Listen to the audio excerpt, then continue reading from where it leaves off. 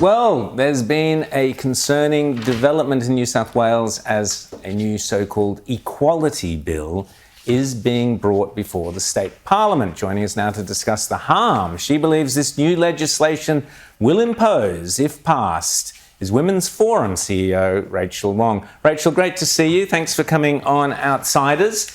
You've been warning about this bill. Tell us the history of it, what it means and why you are so concerned about it. Thank you for having me on, Rowan. So this bill was introduced by independent MP Alex Greenwich last year in August into the New South Wales Parliament. It's set to be debated on the 8th of February. It includes a whole raft of incredibly concerning reforms. It's been introduced under the guise of equality for LGBT people, and yet at the same time undermines protections and rights for women and children. So there are too many things, to be honest, to discuss in relation to its content, because it amends a huge number of bills and introduces a huge number of amendments. But in particular, we're concerned about the introduction of sex self-ID, which will mean that anyone can change their legal sex, including children, and be considered as that sex for all intents and purposes under law. It also removes almost all of the remaining regulations and restrictions around prostitution, including coercing people into prostitution. That will be removed, as well as soliciting prostitution in or near schools, churches and hospitals. And it also introduces overseas commercial surrogacy, meaning that residents in New South Wales can go over to poor, disadvantaged countries and basically exploit women over there, rent their wombs, buy the children, bring them back to New South Wales, and that be entirely legal. So those are some of the concerning reforms that the bill includes. And it's been, as I said, debated on the 8th of February. It's been rushed through, to be honest, because it was introduced in August last year. It was announced at the end of last year that it will be debated in February, which is the first parliamentary sitting week of Parliament. There's been very little to no consultation with concerned women's and children's groups. Of course, there's been plenty of consultation with LGBT groups, particularly trans activists, including the likes of ACON, who are responsible for embedding gender ideology throughout Australian institutions like media, like business, like government. It's incredibly concerning, the content and the process surrounding it.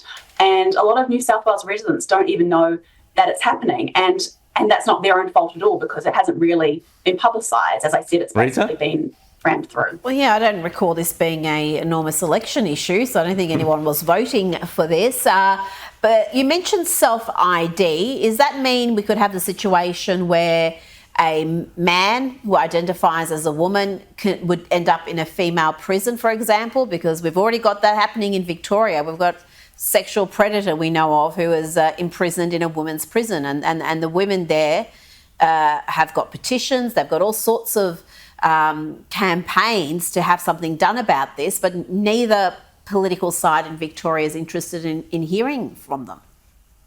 That's exactly one of the ramifications, Rita. So men who identify as women will be able to have that legally recognised in law and be able to access, for example, female prisons, bathrooms, changing rooms, refuges, all those kinds of things. And there won't be anything that women can do to stop them from being included in those what should be female-only spaces. And for good reason. We know that things are broken up by sex because women are more at threat of biological males in relation to things like sexual assault or physical abuse or whatever. And so this bill will effectively eradicate single-sex spaces. James. And I mean, just on that also, you mentioned that even kids could self-ID. We've seen all sorts of problems around the world where young people have decided to self-ID as being of another gender. When their parents object, in some jurisdictions, we've seen this in the United States, the parents can have their kids taken away from them. They can be charged. Is there a danger that this then opens up the door to that sort of real attack on the family and the family unit and parental authority out of this bill? Yeah, so this particular bill allows children under 16 to change their legal sex without their parents' consent if NCAT determines that it's reasonable.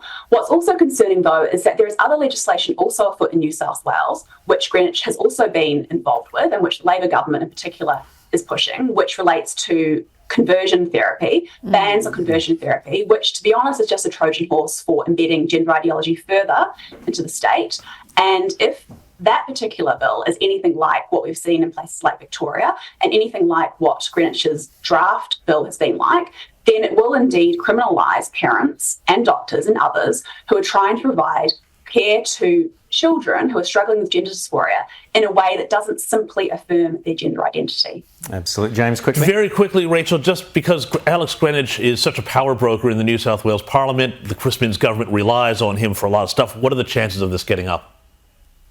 Look, I think there are very high chances, but I think that if politicians, particularly Labor politicians, hear from their constituents, then there's a chance that they could realise this is not what the people want, and there's a chance that some of these amendments, at least, could be reconsidered.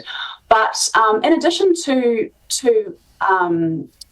contacting Labor members, I think it's really important for the Libs to actually stand up against this. I know in Queensland last year, Liberals actually voted as a bloc against self-ID, so I'd hope to at least see that from the Liberals in New South Wales, if not more, if not actual strong opposition against these incredibly harmful reforms. So, Good Rachel, we want the Libs in New South Wales. Come on, Libs, find your backbone, stand up, support Rachel on this, and all parents, speak to your Liberal MPs. Let's get behind this thing. Rachel, have you got a petition? Should people go to Women's Forum Australia.org? Yes, we do have a petition at womensforumaustralia.org/protect New South Wales. There's already over 8,500 signatures. We expect a lot more over the next couple of weeks before the bill's debated. Fantastic. Well, we'll get you a lot more today. Let's get on to that, folks. We're going to take a short break now. Sorry, we'll talk more about it. Thanks, Rachel, so much.